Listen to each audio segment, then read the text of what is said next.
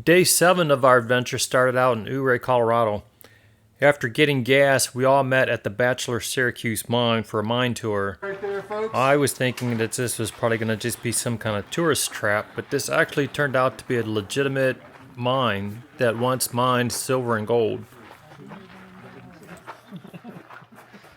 You guys are that's sarcasm. All right. Welcome to Bachelor Syracuse Mine. The reason why we call it Bachelor, because, well, it was founded by a bunch of Bachelors? Good job, guys. Thank you for answering. You went to school. Awesome. I like it. Now, they didn't stay bachelors too long. Once they found the mine, they got married really quick. Some might say there's more than one way to gold dig. Get it? It's a mine and gold dig? All right. They started way up there on that ridge, and they were following this. Can anybody tell me what this is that's going through this rock? A vein. That is right. This is a quartz vein. The reason you follow quartz veins, because it's not just quartz in here. There's gold, there's silver, there's tin, there's lead, there's zinc, there's copper. It's home from where we go.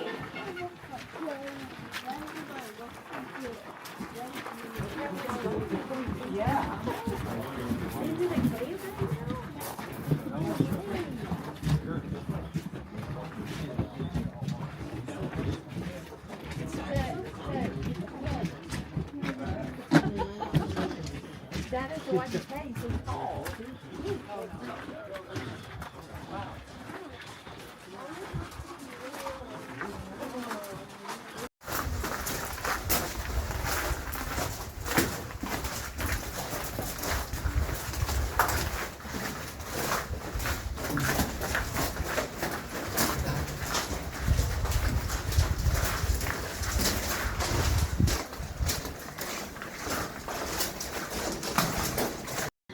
All right, folks, real quick, you're at the halfway point. You're 750 feet inside this mountain. I'm sorry, the halfway point to the tour spot, not the mountain itself. Now, look that way, that's how deep you're in. Take that same distance, place it above your head, and that's how far underground we are to the surface as well. We're pretty deep in here. We're actually making our way on the other side of the mountain as we speak. Now, real quick, I do have to ask, if you're claustrophobic, if you don't want to walk anymore, heck, you don't want to hear me talk anymore, it's okay. It only hurt my feelings a little bit, but I'm a big boy. I'll get over it. You guys turn around now, get a full refund, all that good stuff. At any time you feel like you want to leave the mine, you can. I can't keep you down here. That's illegal. That's how you end up on the ID channel again. So.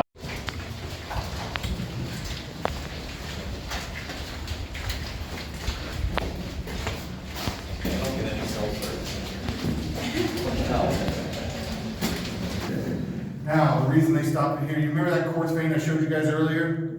Well, here's a bigger one. All that gray is silver, and that's what they wanted. So, they decided, since they're a silver mining company, they're going to blow up about 6 to 8 feet of rock. Boom! That's why you had fun. That's the only one, though, I promise. They blew up about 200 ounces of silver per ton. That's really good. They made it all the way up to here, and they only got 1 ounce of silver per ton. That's nothing, so you need to move on. Best thing is, or another good reason why they left it, was because that vein split. 1, 2, 3. Once a vein splits, most miners will tell you, cut your losses, it's over. Running out of whatever you wanted. However, exception to the rules, always. One time they did follow a small vein like that, a little further down at the 10th level. It's flooded now. It was a last-ditch effort to save the mine. They went 10 feet into the rock. It's a good thing they did, though, because guess what they found? Gold. Gold. That's right. Good job, guys. They found 200,000 ounces of gold. You know, this is a single jack. It looks like, it smells like, it tastes like a hammer. But down here, this is a single jack. For 12 hours a day, guys, this is how you would drill. Quarter turn, quarter turn, quarter turn. And after that's done, guys, quarter turn, all day. Did that a little too hard. Take you maybe about an hour to get 1 foot hole. If you're really good, maybe 30 minutes. But that's only 1 foot. Great for a starter hole. You usually have 20 to 30 more. This is a blasting pattern. Very basic. There's usually more holes in that. But you need it still deeper. So you need 6 to 8 feet. So you grab a bigger rod. And you would grab your trusty double jet. Good job. That takes. I'm not going to show you the whole presentation. I was skeptical when we talked about doing a mine tour. I wasn't sure what to expect. But I really enjoyed this, and I would really suggest, if you're ever in Ouray, to go to the Bachelor Syracuse mine and take the mine tour. I found it entertaining, and I actually learned quite a bit while I was there. This area is loaded with mines, and I think after having a mine tour, it gives you a little bit better appreciation for what you're looking at while you're touring the mountains around here.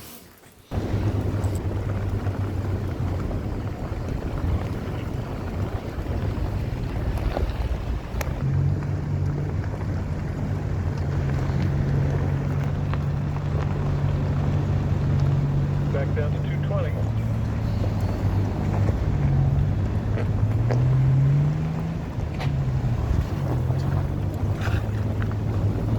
Warning, arsenic and lead.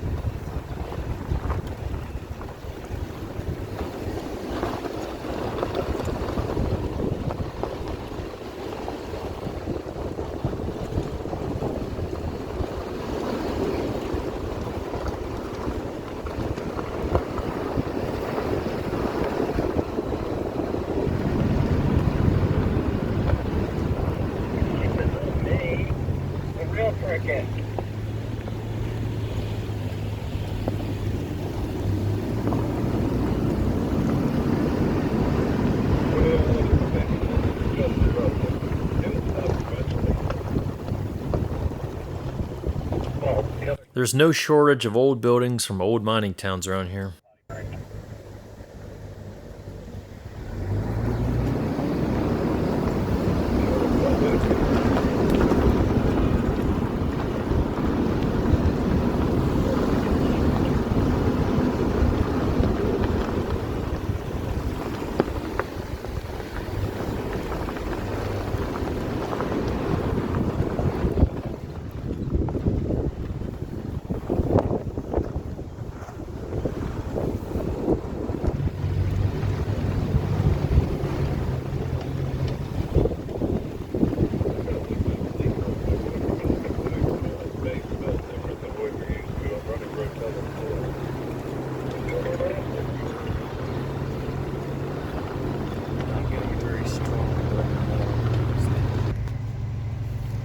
Yeah, this is a place that said once you're here, there's a lookout on the other side of the highway, and I was looking at it from the lookout, and I'm like, I don't want to see it from the lookout. I want to see it up close. Yeah, but if you're used to, you know, if you've seen pictures on the internet, you know right away this is the one.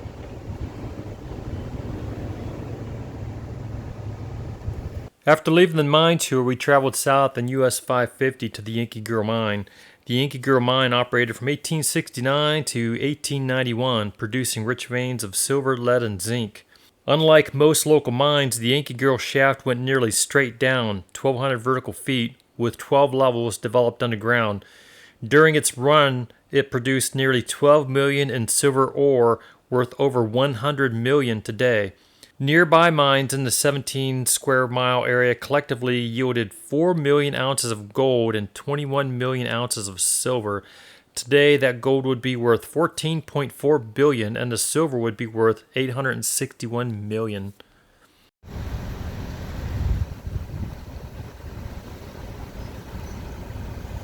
On the way in and out, we passed other historical buildings and a warning sign about lead and arsenic contamination.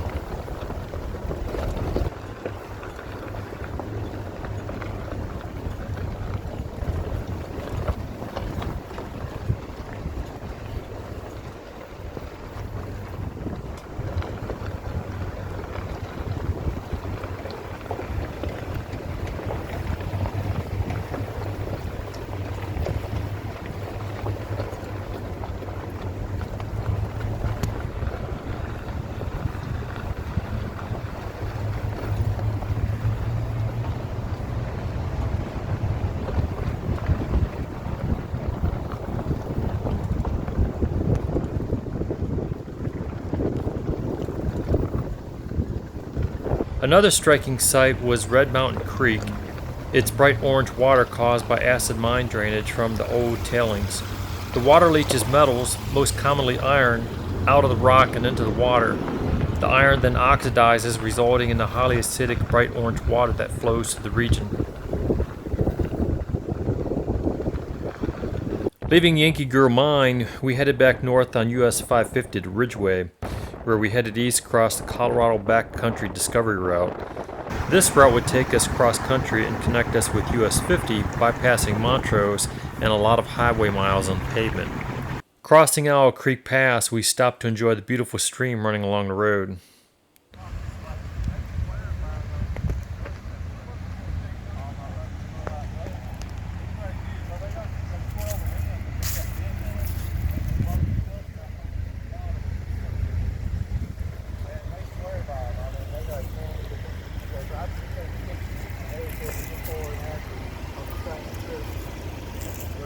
Across Colorado.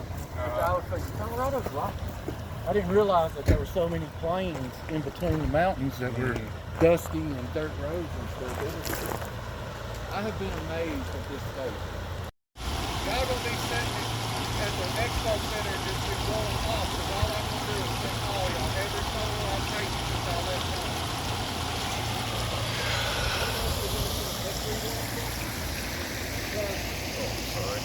It's Bigfoot! There he is.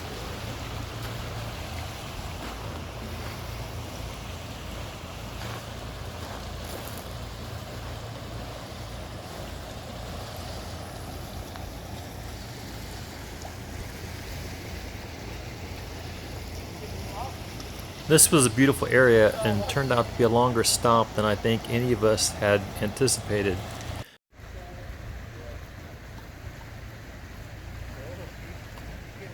Eric tried his luck at panning for gold, but I don't think he found anything.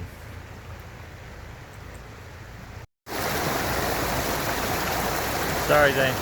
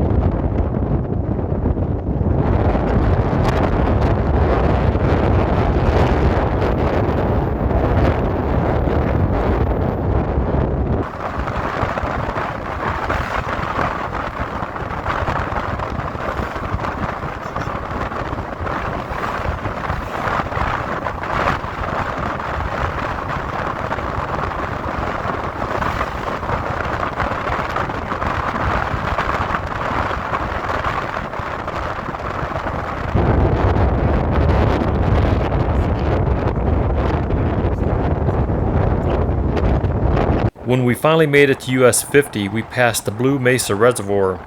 The Blue Mesa Reservoir is Colorado's largest body of water, is 20 miles long, and has 96 miles of shoreline.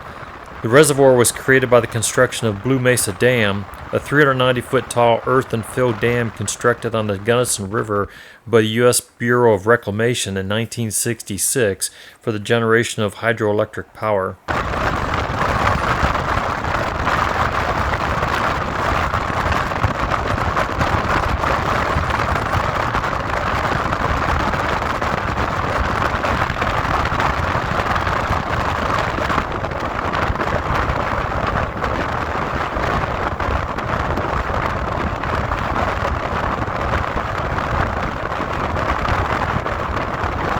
We rode into Gunnison, restocked at Safeway, and grabbed sites at the KOA campground where we were greeted by donkeys that were freely roaming through the campground.